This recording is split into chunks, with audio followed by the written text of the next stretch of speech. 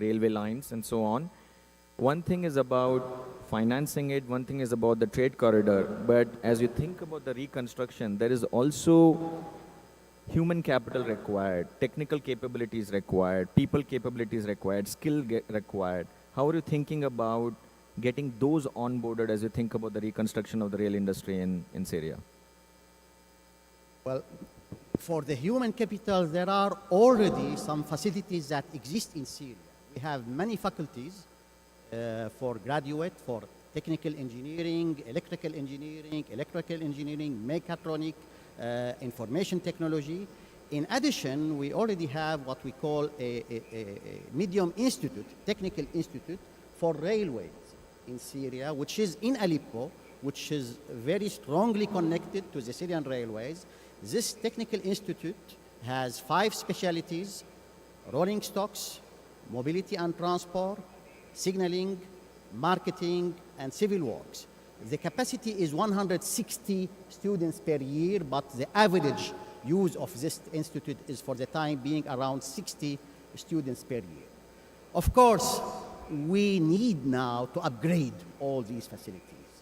And to do this, all the technical cooperation with neighboring countries, with the advanced companies for railways in the region, like Saudi railways, like Jordan railways, like Turkish railways, are needed.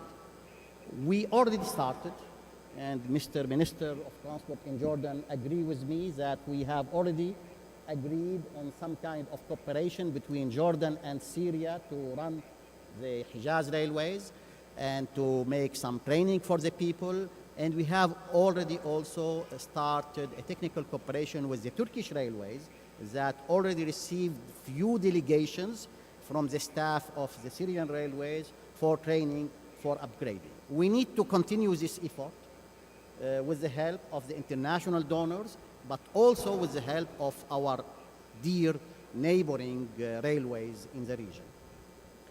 Thank you, Dr. Yaroub. You mentioned about Hejaz Railway. It started in 1908, close to about 117 years ago, connecting Damascus to Medina, passing through Jordan. So very, very long history of railway lines and railway past. Your Excellencies, thank you for such a rich and forward-looking discussion. Before we close, maybe I ask a last question to His Excellency Saleh Al Jasser. Your Excellency, what we heard today, the plans of Bahrain, the plans of Jordan, the plans of Syria, what is your vision for Middle East countries in collaboration on rail?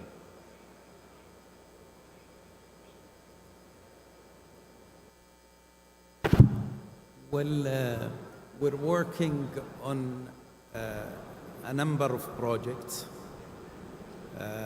namely the GCC network, which is one of the most important regional networks that will be connecting all GCC countries.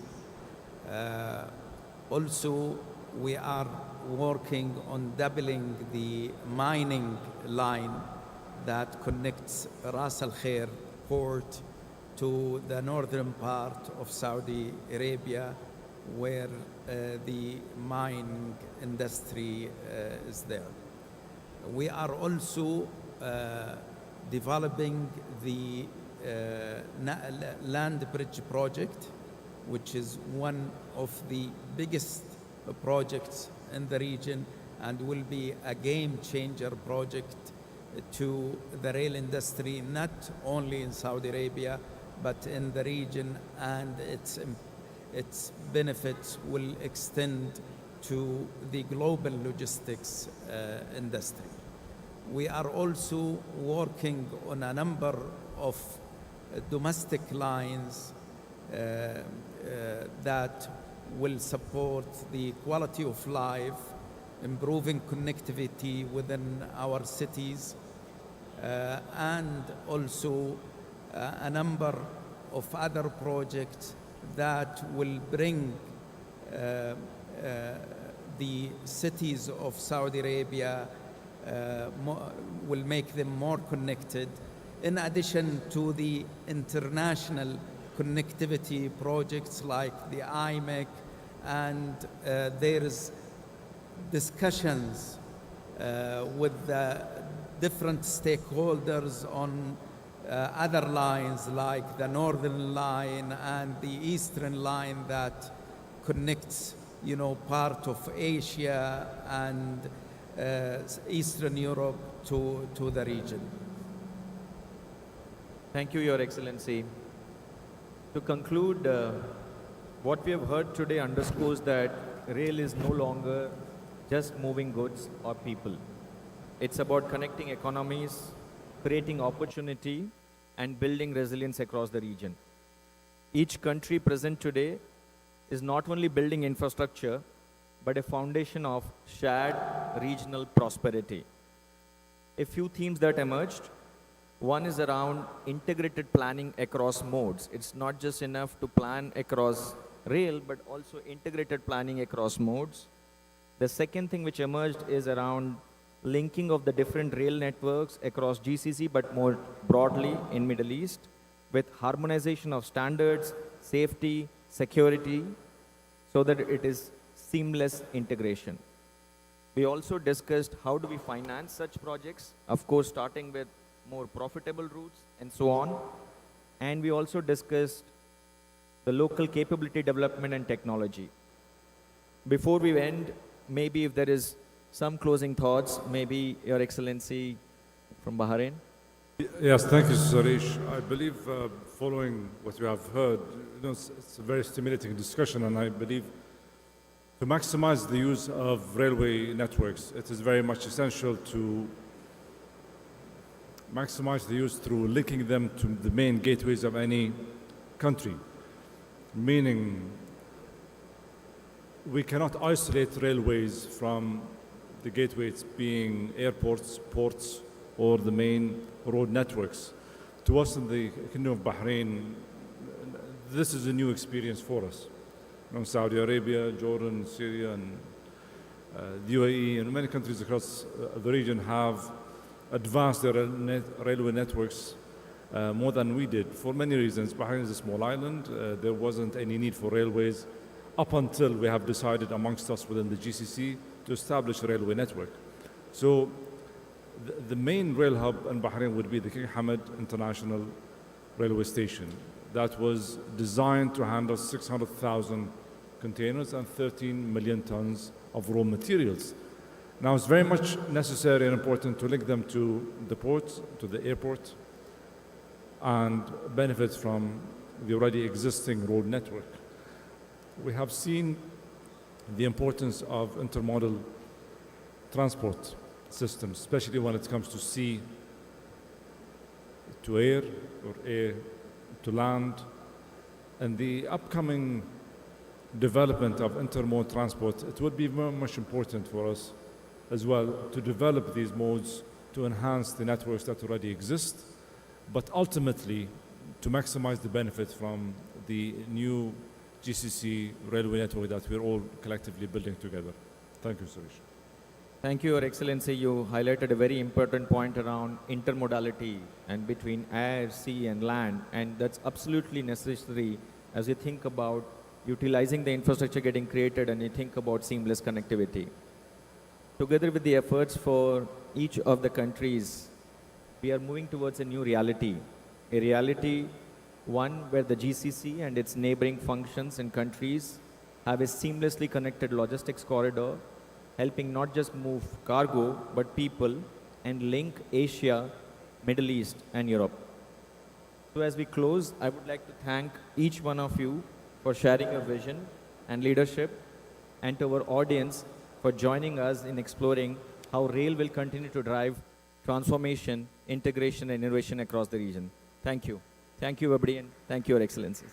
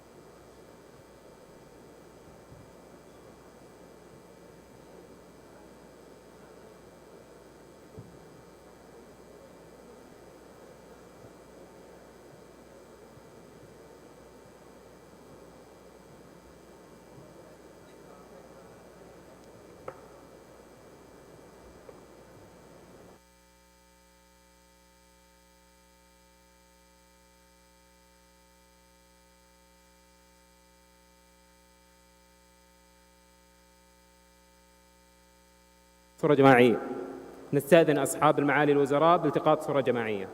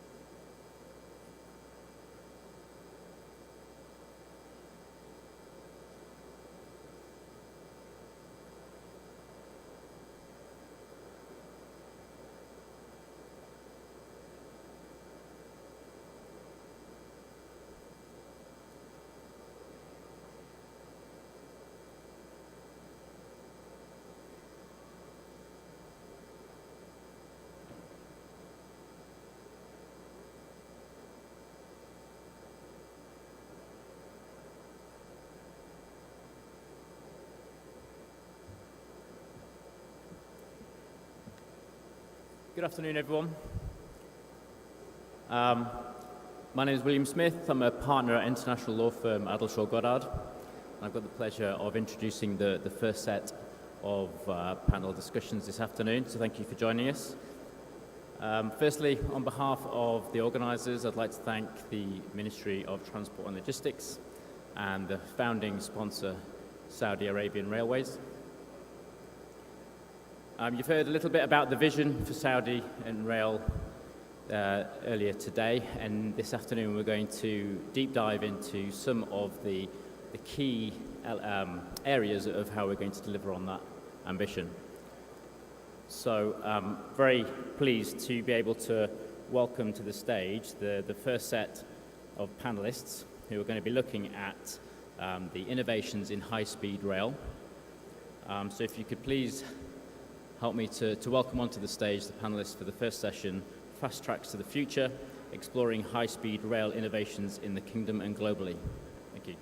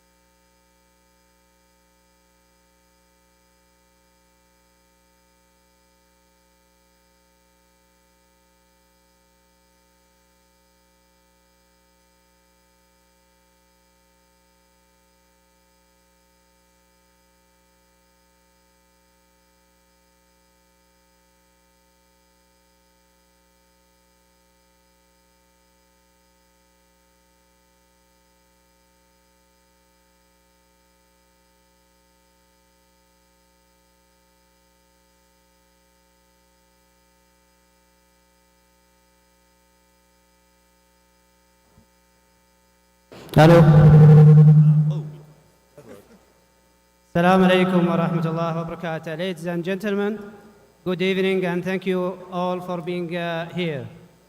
We are so pleased to have you join us today, and I would like to extend a warm welcome to our esteemed panelists. Mr. Armendino is SSTBC Vice Chairman. He also was a project director at RMFA, member of Board of Directors at High Speed Railway, Mecca Medina, and General Manager at RMFA.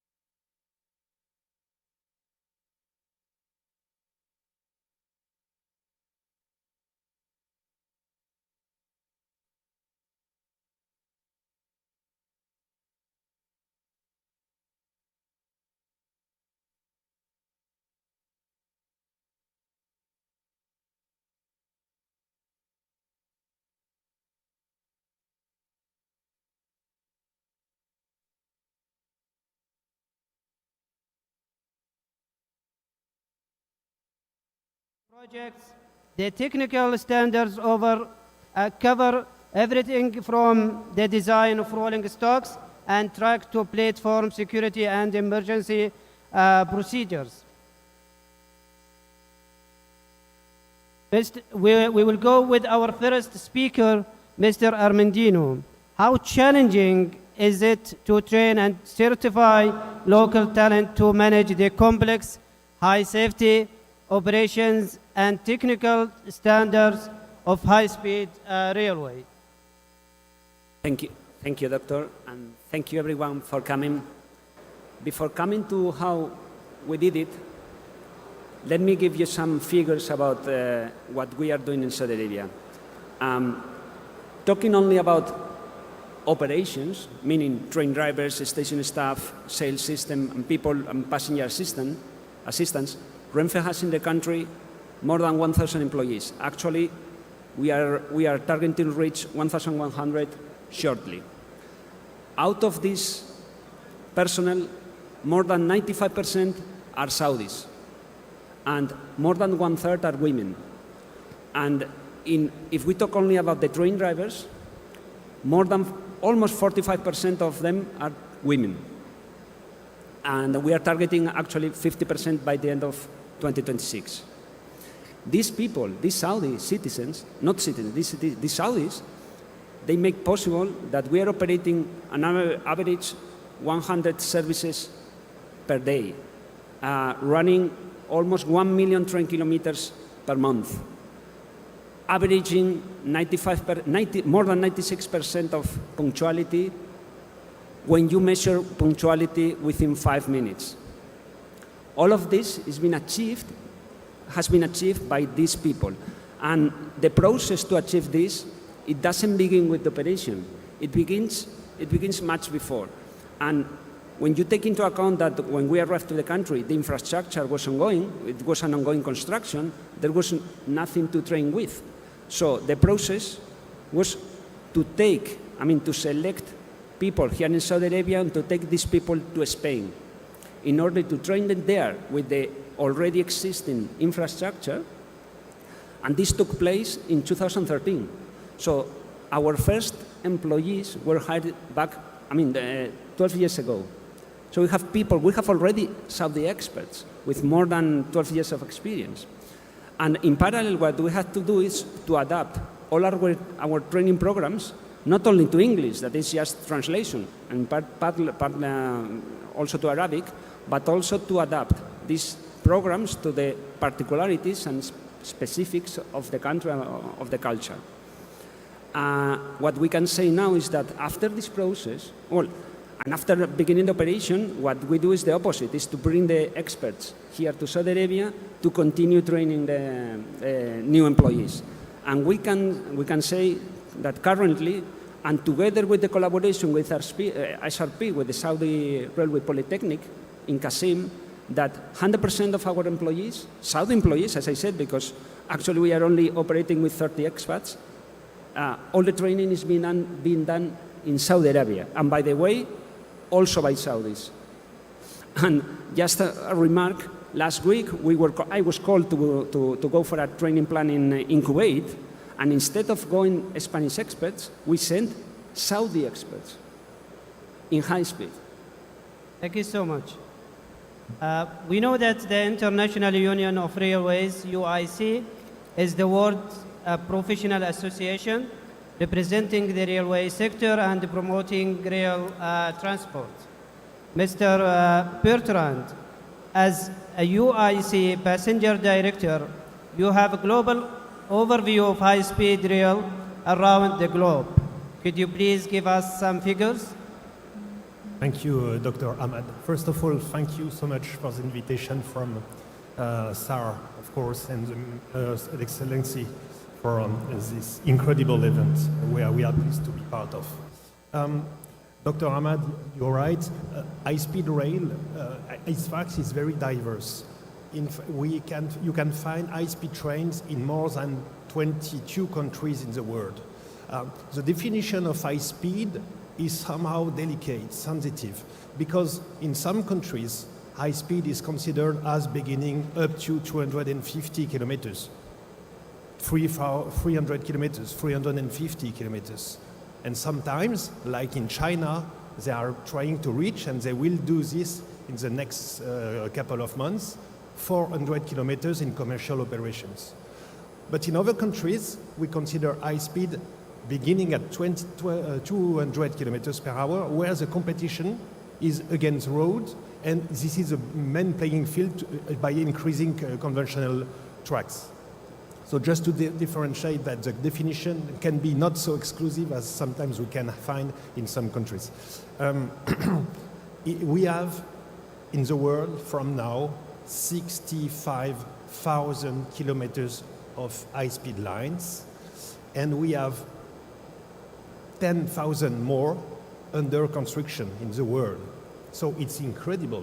There is a club with more and more entrants in sight for new operators. 2/3 of this network, high-speed network, is based in China and in Asia. So just to say that we cannot take only high speed as a tool for transport. It's mainly a tool for the country to equip its mobility and to make the bridges between the economies and the territories. And that's what was shown just before by Sarah. Thank you so much. Worldwide, 4 types of high-speed rail and classic train integrations are based on infrastructure, technical compatibility, operation strategy, and a multimodal network approach. Mr. Frank, what's the main technological challenge in integrating brand new high-speed rail systems with existing older freight or passenger rail infrastructure.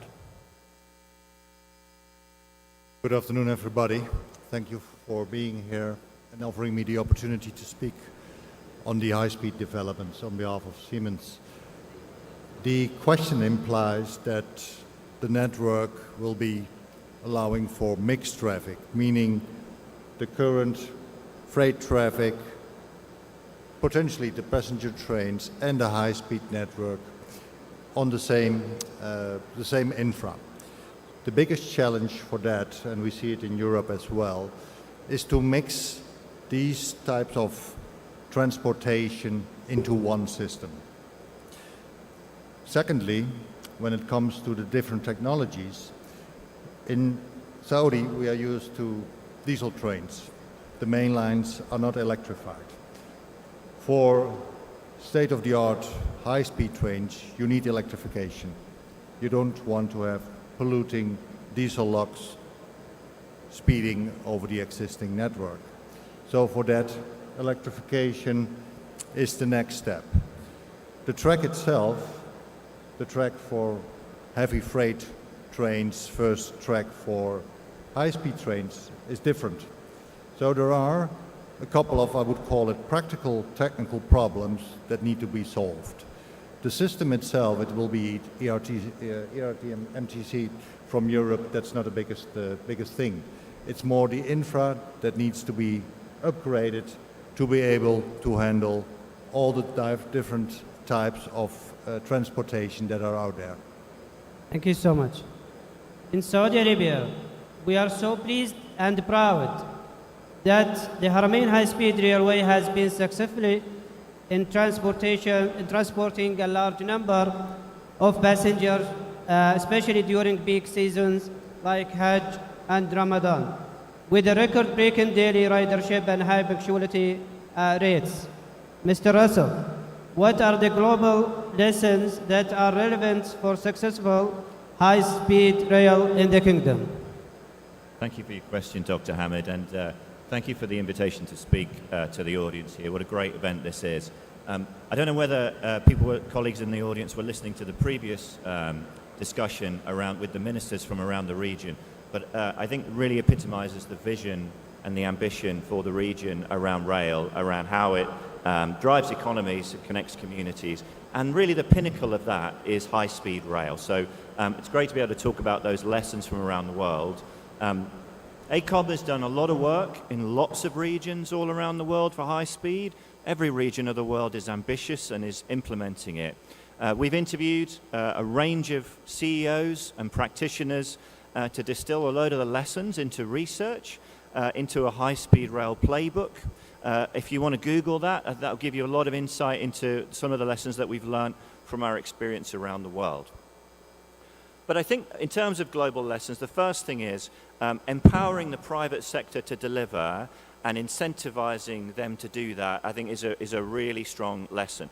Where there have been high-speed rail projects that have struggled, a factor in that has been where the private sector hasn't really been a strong partner with governments in delivering what is always nationally important infrastructure. And I think, for example, in Canada, there's a program there for high-speed rail called ALTO. They've got a really, really interesting partnership arrangement where private sector is really going to deliver for them. I think the second thing is around having that ambition, having the pressure and being ambitious for accelerated delivery. If we look at the lessons from Spain, we've got really strong teams in Spain, in ACOM in Madrid, delivering high-speed rail for many years. The lessons there are around standardization, around off-site manufacturing, modularization, design for manufacturing and assembly, and that's enabled Spain to deliver a railway network that is the biggest outside of China, and I think there's a huge lesson there. The other piece I would add is around the use of new technology. I think it's really important to use new technology very wisely. Every time you bring in new technology, that needs new development, it needs factory testing, it needs approval. So I think whenever you need to introduce new technology, you've got to be wise about understanding the benefits, versus around the additional cost and time that you've got to introduce, integrating that new technology into the wider high-speed rail system. And I think the final thing I will say around global lessons, there's a book by a great author called Bent Flyberg called Think Slow and Act Fast. And that book is really about mega project delivery. I think there's a load of lessons in there that align with the importance and the challenges of high-speed rail. I've already talked about modularization, but planning and spending time to plan how you're going to accelerate delivery, and then moving fast when you're into delivery. I think that think slow, act fast lesson, I think is a really, really important one for the region to pick up on. Thank you so much, Mr. Russell. Major rail projects in the MENA region include the Etihad Rail in the UAE, the GCC railway connecting multiple Gulf nations, and the Saudi land bridge project connecting Jeddah and Dammam. Mr. Stephen, what are the two most common reasons why major rail projects in the MENA region tend to fail to meet their initial schedule or budget targets? Thank you, Doctor, great question. Thank you for the invitation to be able to speak on behalf of CISPRA.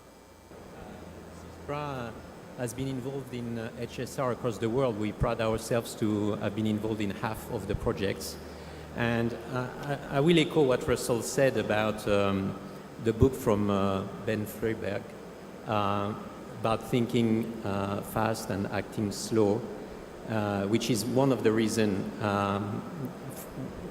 for which the mega projects in general and rail among them fail. The reasons are not engineering, but more institutional. First, projects are launched before they're ready. This is what Ben Freiberg calls thinking fast. And we need to think slow. We don't spend enough time at the feasibility stage to understand the scope, to understand the budget. And then when we start putting the spade in the ground, scope is creeping, budget are overrunning. So the second, at that delivery stage, I would say for failure to deliver to budget or to time, is weak governance and fragmented accountability. There's multiple stakeholders, shifting approvals, unclear risk allocation. What's exciting about Saudi is that they've taken the lessons from those failures. We can see them, it's not particular to the MENA region. Look at HS2 or California high-speed rail. So across the globe, project get delayed or budget get overrun. But the recent institutional changes in Saudi to work under a clear vision, the 2030 vision, and a national transport plan with the Royal Commissions, TGA, and SAR. There is here the recipe for success and integrating the lessons learned from previous projects and providing integrated delivery structures that are helping avoiding those traps. Thank you so much, Mr. Stephen. In Saudi Arabia, the Haramain high-speed railway is a 450-kilometer electric rail line in western Saudi Arabia that connects the two holy cities of Mecca and Medina via Jeddah and King Abdullah Economic City. It has been operating since 2018 and is known as the fastest train in the Middle East with a speed of up to 300 kilometers per hour. Mr. Armendino, how do you adapt your maintenance schedule and technology to run a high-speed line in Saudi Arabia, unique desert climate and shifting sands? Thank you, Doctor. Well, maintenance, it is not everything about maintenance. I mean, the way to fight or to address the specific conditions of the Haramain, it begins much before the operation and much before the construction. Actually, it begins with the design. I mean, the area, although connecting Mecca and Medina, everything's a desertical area,